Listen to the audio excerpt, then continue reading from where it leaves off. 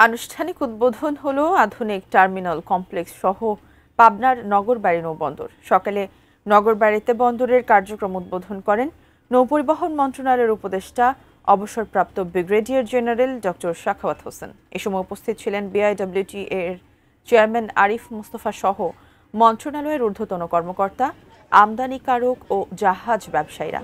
৫৫৭ কোটি টাকা ব্যয়ে ৩৬ একর জায়গায় নবনির্মিত নগরবাড়ি নৌবন্দরের আধুনিক টার্মিনাল ব্যবহারে মালামাল লোড আনলোডের বাৎসরিক সক্ষমতা দাঁড়াবে ২০,০০০ টন, যা এ অঞ্চলে বাণিজ্য সম্প্রসারণ ও অর্থনৈতিক প্রবৃদ্ধিতে গুরুত্বপূর্ণ ভূমিকা রাখবে বলে আশা প্রকাশ করছে বিআইডব্লিউটিএ কর্তৃপক্ষ।